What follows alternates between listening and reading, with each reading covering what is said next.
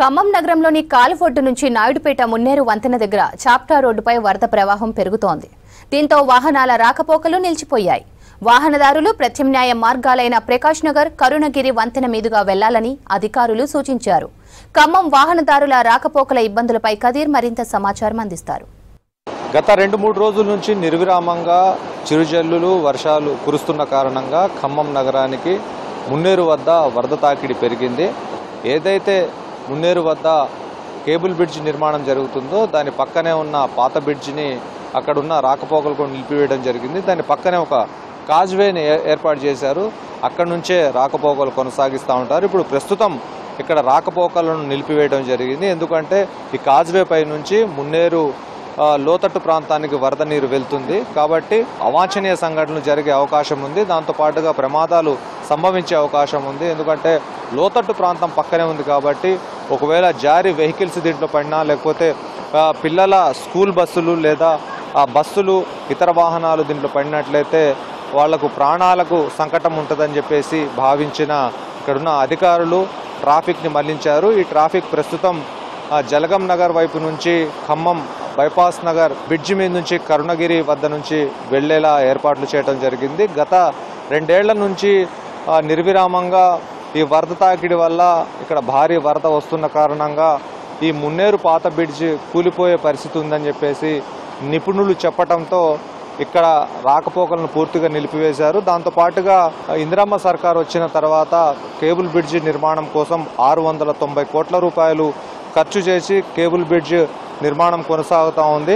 కాబట్టి స్థానికంగా ఉన్న అనేక మందిని ఇక్కడ నుంచి తరలించి ఆ భూ నిర్వాసులందరికీ వాళ్లకు న్యాయం చేసిన తర్వాత కొంత ఇక్కడ వాళ్ళు వెళ్లే క్రమంలో కొంత ఆలస్యమైంది. దాని కారణంగా కేబుల్ బ్రిడ్జ్ అనేది కొంత నిర్మాణం అనేది ఆలస్యం అవుతా ఉంది. యాక్చువల్గా వర్షాలు రాకపోతే త్వరతగిన పనులు పూర్తి చేయాలని చెప్పేసి అధికారులు భావించారు. కానీ వర్షాలు కురుస్తూ ఉన్నాయి. దాని కారణంగా దీని నిర్మాణ పనులు కొంత ఆలస్యం అవుతున్న పరిస్థితి కనిపిస్తూ ఉంది. దాంతోపాటుగా ఈ పాత బ్రిడ్జ్ ఏదైతే ఉందో దానిపై నుంచి రాకపోకలు కొనసాగిస్తే భారీ వాహనాలు వెళ్లిన కారణంగా ఈ పాత బ్రిడ్జిపై ఎలాంటి అవాంఛనీయ సంఘటనలు అవకాశం ఉన్న నేపథ్యంలో దాన్ని పూర్తిగా మూసివేసి కొత్త బ్రిడ్జి నిర్మాణ పనులు కొనసాగిస్తూ ఉన్నారు. అయితే ప్రస్తుతం పక్కనే ఏర్పాటు చేసిన కాజ్వే వద్ద కూడా ఇప్పుడు విజువల్స్లో కనిపిస్తున్నట్టుగా మున్నేరు నుంచి లోతట్టు ప్రాంతానికి వరద ప్రవహిస్తున్న కారణంగా ఇటు రాకపోకలను పూర్తిగా నిలిపివేయడం జరిగింది. యాక్చువల్గా జలగం నగర్ నుంచి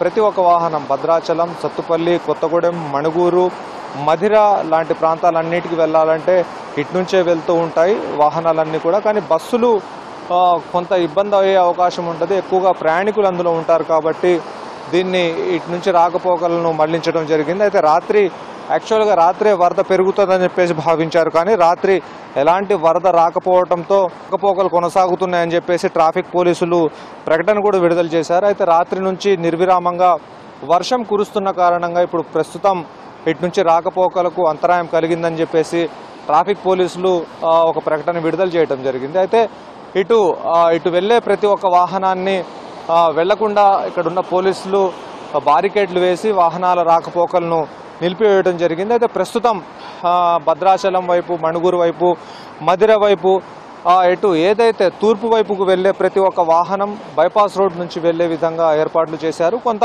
బైపాస్ రోడ్డు వద్ద భారీగా ట్రాఫిక్ జామ్ అవుతుంది. ఎందుకంటే ఖమ్మం నగరానికి 2 మాత్రమే దారులు ఉన్నాయి. ఒకటి మున్నేరు వైపు నుంచి, మరొకటి బైపాస్ రోడ్డు వైపు నుంచి. అయితే ప్రస్తుతం మున్నేరు వైపు రాకపోకలు నిలిచిపోవడంతో బైపాస్ రోడ్డు వైపు భారీగా ట్రాఫిక్ జామ్ అవుతుంది. ఎందుకంటే రాకపోక అటు నుంచే కొనసాగించాలి కాబట్టి ఆ బ్రిడ్జ్ కూడా చాలా చిన్నగా ఉంటుంది.